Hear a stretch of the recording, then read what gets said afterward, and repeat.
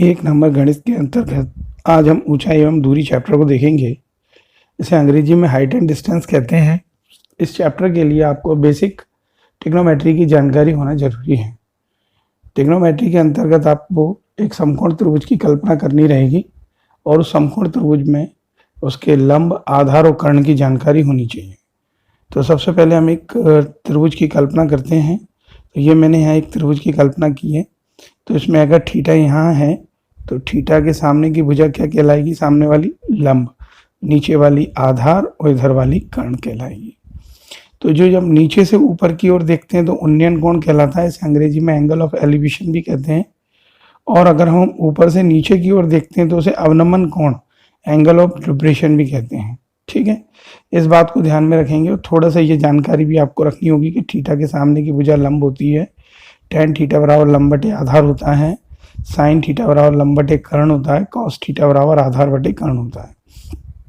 और एक थीटा के मान की टेबल है जिसमें से हम 0, 30, 45, 60, 90 डिग्री के मान ज्ञात कर सकते हैं। तो ये वो टेबल है छोटी सी, इसे भी आप समझ लीजिए।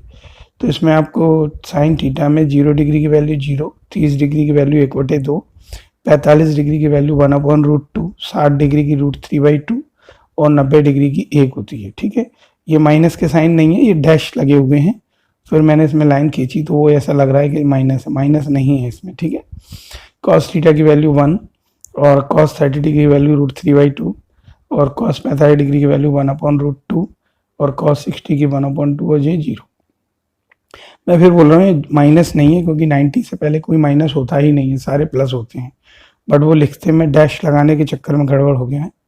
tan थीटा की वैल्यू 0, 30 की 1/√3, 45 की 1, 60 की √3 और इन्फिनिटी हो जाएगी 90 डिग्री की। इस तरीके से वैल्यू अगर आपको याद होंगी तो आप सवाल औरों की तुलना में थोड़ा जल्दी कर लेंगे।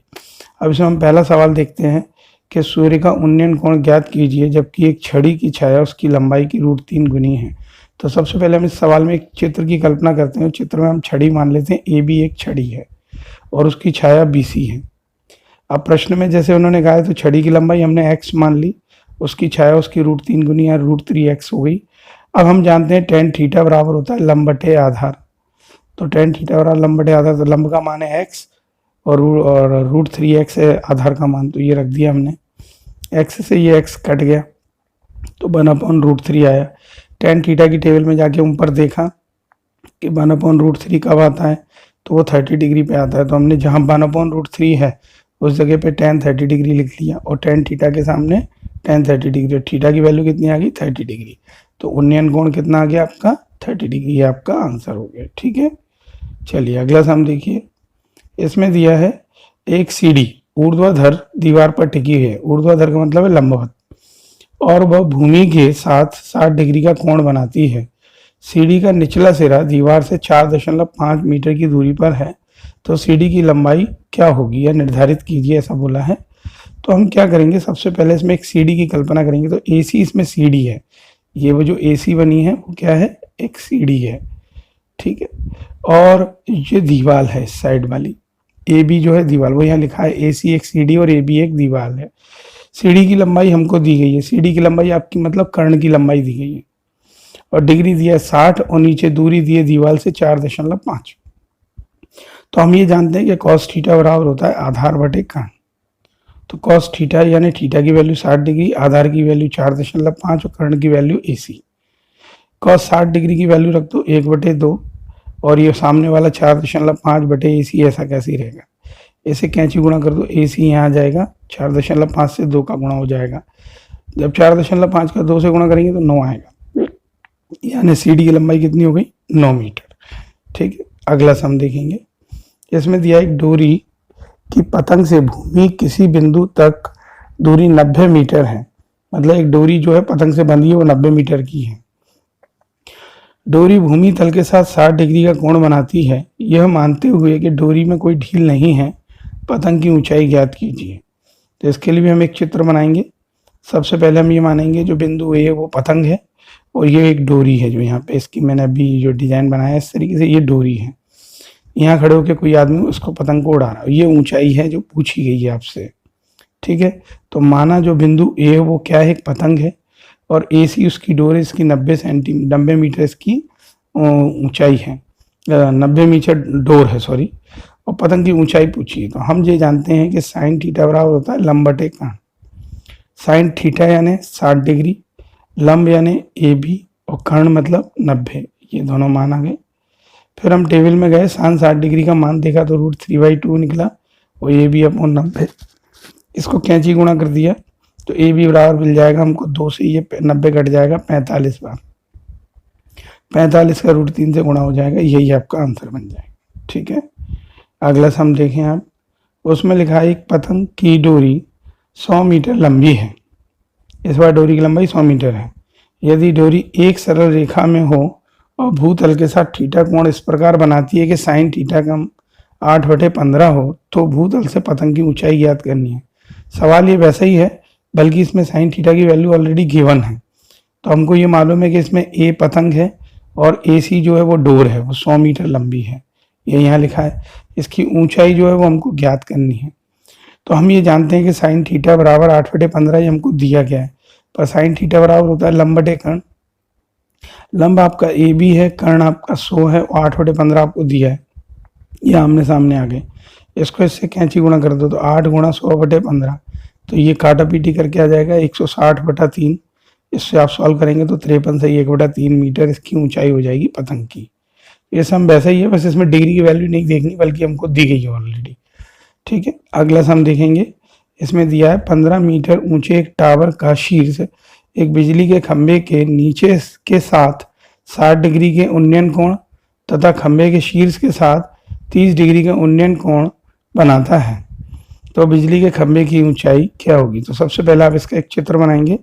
तो सबसे पहले हमको मालूम पड़ गया इसके अंदर कि जो ए बी है यहाँ से यहाँ तक वो एक टावर है, और जो डी सी है वो बिजली का खंभा है, डी सी या सी डी।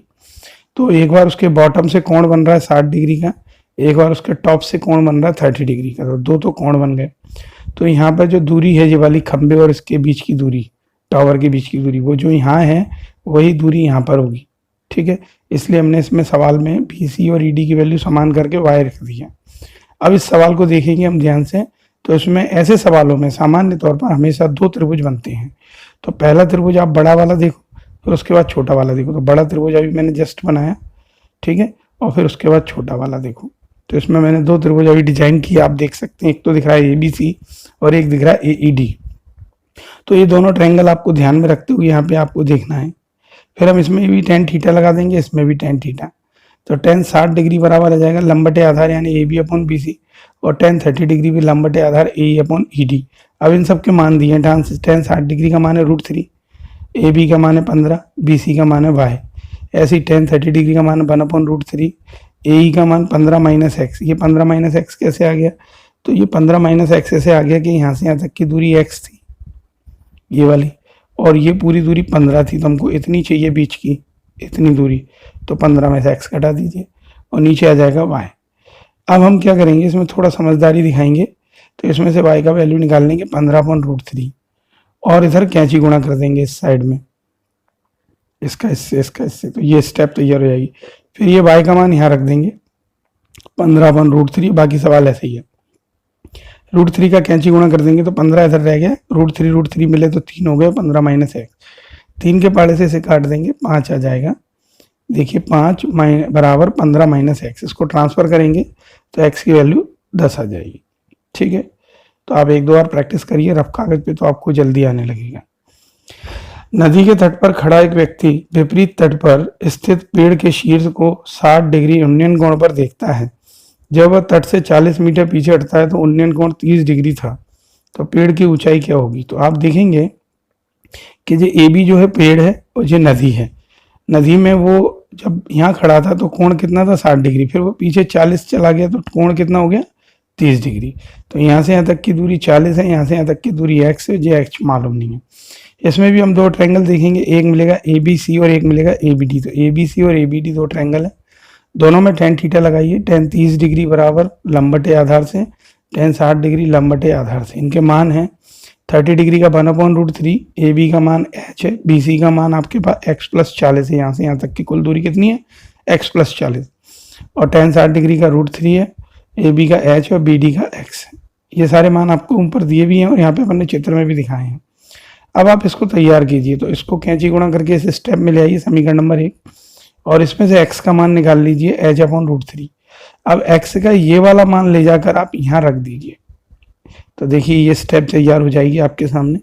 और फिर फिर h वाली डिजिट जो है वो एक साइड कर लीजिए, 40 एक साइड कर दीजिए, एलसीएम लीजिए 2h/√3 इक्वल टू 40, 2 से 40 काट दीजिए, 20 बार कटेगा, तो आपका आंसर आ गया h बराबर 20√3। इसकी थोड़ी प्रैक्टिस कर लीजिएगा, और ये कई जगह परमीकरण करना पड़ता है, इसमें तो खैर नहीं है, पर कई जगह सवालों में मांग होती है तो करना पड़ता है। रूट की संख्या नीचे बने तो उसे हटाने के लिए परमीकरण करना है। एक पहाड़ी जिसकी ऊंचाई 90 मीटर है, एक मीनार के शीर्ष और अधस्थल से के नति कोण यानी नवन कोण, ठीक है, एंगल ऑफ डिप्रेशन क्रमशः 30 डिग्री और 60 डिग्री है, तो मीनार की ऊंचाई क्या होगी।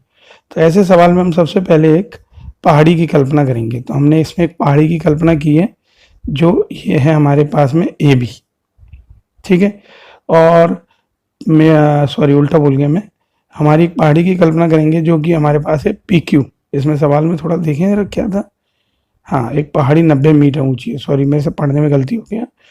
तो हम सबसे पहले पहाड़ी को मानेंगे, यहाँ पे पूरी ये पहाड़ी है और उसके सामने एक मीनार है। तो पहाड़ी का जो टॉप देख रहे हैं, और पहाड़ी का टॉप से जब हम इसके निचले हिस्से को देखते हैं तो कोण बनेगा एक 60 डिग्री का, और जब इसके ऊपर के हिस्से को देखते हैं तो बनेगा कोण 30 डिग्री का। तो ये अवनमन कोण है ऊपर की तरफ से, अब ऊपर से नीचे ट्रांसफर करिए तो ये इसके पैरेलल है, इसलिए कोण आपस में बराबर होते हैं। तो अगर ये 60 है तो ये वाला 60 होगा, और ये 30 है तो इसके लिए ये वाला 30 होगा। चलिए, इतना समझ में आने के बाद में आपको मालूम है कि इसके मीनार की जो ऊंचाई है वो हमने क्या मानी हुई है h, और पहाड़ी की ऊंचाई है वो है 90 है। तो आपको थोड़ा सा एक चीज ध्यान रखनी है, अगर ये h है और जो पूरी 90 है, तो इस चित्र के हिसाब से आप यहाँ से यहाँ तक की दूरी, जहाँ मैं बार बार डार्क कर रहा हूँ, इसकी दूरी आपके पास आ जाएगी 90 - h। ये नीचे मैंने यहाँ लिख दी है, ये जरूरत पड़ेगी आपको इसलिए। दोनों पहाड़ी और मीनार के बीच की दूरी x है, ये आपको चित्र में यहाँ दिखा भी दिया है, ठीक है। तो अगर पूरी दूरी 90 है और इतनी दूरी h है, तो ये हो जाएगी ये वाली हिस्से की दूरी 90 - h। अब हमारे को दो त्रिभुज दिखेंगे इसमें, एक तो QPA है और एक है QMB। आप पहले देख लीजिए QPA जो है वो ये वाला है, ये A बना हुआ है यहाँ पे, ठीक है। ये बार बार लिखने के कारण A दिखना बंद हो गया, तो मैं आपको A दिखने के लिए ये थोड़ा सा मिटा देता हूँ यहाँ पे, 2 मिनट। क्या आपको A तो दिखे भाई, A नहीं दिखेगा तो फिर मतलब क्या निकलेगा। तो ये A हो गया, QPA एक ट्रायंगल हो गया, और QMB दूसरा ट्रायंगल हो गया। तो आपको दोनों ट्रायंगल दिखना चाहिए इसके अंदर। इसमें भी tan थीटा लगाइए, इसमें भी tan थीटा लगाइए, जितनी उनकी वैल्यूज होती है ले लीजिए। tan 60 डिग्री आधार बटे लंब, और इसकी भी tan थीटा लंब बटे आधार, आधार बटे लंब नहीं, लंब बटे आधार। अब इनकी वैल्यूज रख दीजिए जो जो चित्र में दिए। तो इसकी वैल्यू √3 है ही, PQ की वैल्यू 90, PA की वैल्यू x है। ऐसे यहाँ पे 1/√3 है, इसकी वैल्यू 90 - h और ये x है। अब आप इसमें से x की वैल्यू निकाल लीजिए, तो जा जाएगी 90/√3, और ये x का मान यहाँ रख दीजिए। जैसे आप रखेंगे आपके पास इस तरह की फॉर्म बन जाएगी जो मैंने अभी राइट की है। फिर √3 को आप या तो इससे मल्टीप्लाई कर दीजिए, 90 ये हो गया 3, और 90 - h, 3 से ये 90 काट दीजिए, 30 बार कटेगा, तो आपके पास ये स्टेप बन गई। अब आप इसको ट्रांसफर कर दीजिए, तो 90 - 30 मतलब 60 मीटर। तो आप इसको रफ कागज लेके सॉल्व करिए, जिससे आपको भी थोड़ा समझ में आए। अब हम अगला सम देखते हैं। एक खंबे का उन्नयन कोण समतल जमीन के एक बिंदु से 15 डिग्री दिखाई देता है, और खंबे की ओर 10 मीटर चलने पर उन्नयन कोण बढ़कर 30 हो जाता है, तो खंबे की ऊंचाई क्या होगी। तो ऐसे सवाल में हम सबसे पहले एक चित्र की कल्पना करते हैं। तो हमारे पास एक खंबा है जे AB, और पहले एक जगह खड़े थे, और इधर से कोण था उसका 15 डिग्री, पर खंबे की ओर चलता है तो कोण कितना हो जाता है 30 डिग्री। तो यहाँ से यहाँ तक की दूरी x है, और ये दूरी 10 है, ये दी है आपको। खंबे की ऊंचाई x है।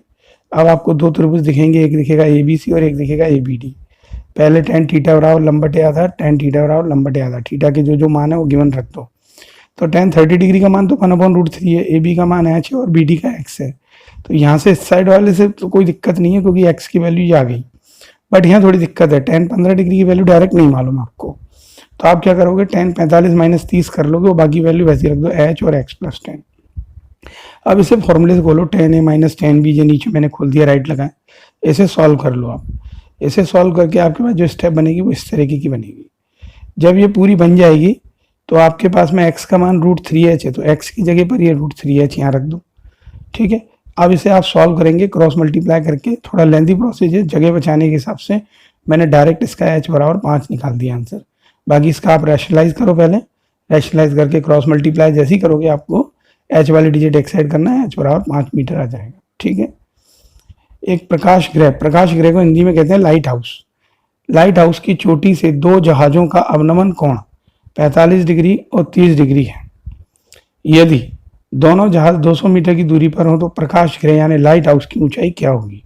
तो सबसे पहले हम एक चित्र की कल्पना करेंगे। तो यहाँ पर हमने देखा ये चित्र जो बना है उसमें PQ जो है लाइट हाउस है और R और S 2 जहाज हैं जिनके बीच की दूरी 200 मीटर है। एक 30 डिग्री का कोण बन रहा है, एक का 45 डिग्री का कोण। बनता तो ऊपर से है पर वो ट्रांसफर करके नीचे आ जाएंगे तो 45 और 30 हो जाएंगे। अवनमन को हम उन्नयन में कन्वर्ट कर लेंगे क्योंकि हमें अवनमन से नहीं उन्नयन से कैलकुलेट करना है।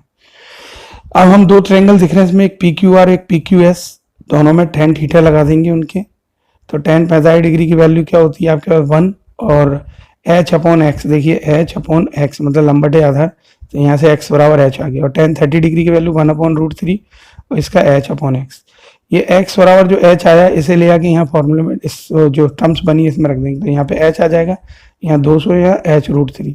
h की डिजिट एक साइड ट्रांसफर कर देंगे और सॉल्व करेंगे तो √3 - 1 कॉमन आ जाएगा, √3 - 1 और h बार कॉमन आ जाएगा 200 ही। √3 की जो वैल्यू होती है वो मैं डायरेक्ट बता देता हूँ, यहाँ पे 1.732 होती है। 1.732 में से 1 घटाएंगे तो 0.732 आएगा, जो 200 के नीचे ट्रांसफर करके डिवाइड दीजिए तो 273.2 मीटर आ जाएगा, ठीक है। तो इस तरह का ये सम रहेगा। अगला सवाल है, इसमें दिया एक बिंदु P से टावर के शिखर पर तुंगता कोण 60 डिग्री है, P से अवलंबी 40 मीटर, एक बिंदु ऊपर 45 डिग्री है, तो टावर की ऊंचाई ज्ञात कीजिए। तो आप इस सवाल में, वो तुंगता कुछ नहीं है उन्नयन कोण भी कहते हैं। तो आपके सामने यहाँ पर AB एक टावर है और जो PD है वो आपके सामने 2 बिंदु हैं। पहले P बिंदु से देखते तो 60 डिग्री का कोण है और फिर D डिग्री से देखते हैं 40 मीटर ऊपर जाकर तो 45 डिग्री का कोण है, ठीक है। उसमें ये DP कोई है ना, वस्तु नहीं है। उसने बोला P से अवलंबी है, अवलंबी मतलब ऊपर की ओर लंबवत 40 मीटर जाने पर, तो दोनों कोण हो गए। इसमें भी आपको 2 त्रिभुज दिखने लगे। फिर आप ये दूरी x मान के रखना और इस x को अपन, ठीक है, सॉल्व करते हैं। 2 ट्रायंगल हो गए ABP और ACD। तो tan 60 डिग्री पहले देखो, लंबटे आधार, तो AB की वैल्यू h है और BP की वैल्यू x है। तो यहाँ से आप फटाफट से x का वैल्यू निकाल लो, ये वैल्यू आपके काम का। इधर tan 45 ले लो और इसका जो लंब है उसकी वैल्यू हो जाएगी h - 40। h - 40 कैसे होगी मालूम है, क्योंकि ये पूरी दूरी कितनी है 40 है और ये पूरी दूरी कितनी है h है, तो इसमें से ये 40 घटा दो, नीचे वाली ये नीचे घटा दो तो ऊपर की आ जाएगी h - 40, ठीक है। इसे हम इससे क्रॉस मल्टीप्लाई करेंगे, जो आ गया x, ये वाली स्टेप बन गई। इसकी वैल्यू यहाँ पुट अप कर दो तो ये स्टेप जनरेट हो गई जिसे मैंने अभी राइट किया है। फिर आप h की डिजिट एक साइड कर लो, 40 एक तरफ, फिर इसमें से आप कॉमन ले लो, सिमिलर जो पिछले सवाल में था, और √3 की वैल्यू 1.732 होती है, चाहे वैसे कर लो आप, या मैंने इसमें क्या किया, आपकी वैल्यू ना रखते हुए LCM लिया है, तो यह आ जाएगा इस तरफ √3 है, जो इस तरह की स्टेप बन जाएगी। और आप जब सॉल्व करेंगे तो इस तरह का फॉर्म बन जाएगा। किताब में अगर ये सॉल्व OT देख लीजिएगा, अगर ये दिया हो तो ठीक है, यहाँ रुक जाना, और नहीं तो इसका परमेकरण करके √3 की वैल्यू रख दो 1.732 और 1 घटा के डिवाइड दे दो तो आंसर वैल्यू आ जाएगी। तो अगर किताब में ये आंसर दिया है इसका मतलब √3 की वैल्यू रखिए, और अगर ये आंसर दिया है तो आपको ऐसे ही रखना है, या जहाँ से रैशनलाइज कर सकते हैं आप, ठीक है। अगला सम है, 2 खंभों की ऊंचाई 80 मीटर और 62.5 मीटर है। यदि उनके सिरों को मिलाने वाले 36 से 35 डिग्री का कोण बनाते हैं तो दोनों खंभों के बीच की दूरी ज्ञात करो। तो हमने क्या किया, इसके अंदर 2 खंभे हैं, एक खंभे AB है, दूसरा खंभा ED है, और देखो यहाँ से इसके साथ भी इसका कोण 45 है और इसके साथ भी इसका कोण 45 ही है। इसकी ऊंचाई 80 है, इसकी 62.5 है। तो आपसे पूछा गया दोनों खंभों के बीच की दूरी यानी x निकालने को कहा गया है। तो हम क्या करेंगे, जिस बिंदु से यहाँ तक की दूरी y मान लेंगे। सवाल सीधा है, हमें इसमें 2 ट्रायंगल फिर दिखाई दे रहे हैं, हम सीधा tan थीटा लगा देंगे। तो tan 45 डिग्री बराबर लंब बटे आधार, इसका आधार हो जाएगा x प्लस वाई, और इसके लिए हो जाएगा tan 45 डिग्री लंब बटे आधार, तो लंब तो सबका 80, उसका 62.5 रहेगा जो वाले का, इसका 80 है बड़े वाले का, तो इसके नीचे केवल y अकेला आएगा क्योंकि अभी हम ये वाला ट्रायंगल अकेला ले रहे हैं। अब इसको हम y को इधर ट्रांसफर करेंगे, ये y की वैल्यू होगी 62.5, y की ये वैल्यू ले आकर इसमें यहाँ रख दीजिए आप, तो आपके पास x बराबर आ जाएगा 80 में से 62.5 घटा दो 17.5। तो ये सवाल थोड़ी प्रैक्टिस मांगते हैं, आप इनको बार बार करें, इनको देखें, और इनमें कोई परेशानी आए तो मुझे बताएं। और इससे संबंधित अगर आपको होमवर्क या और सवाल चाहिए तो आप व्हाट्सएप करें। धन्यवाद।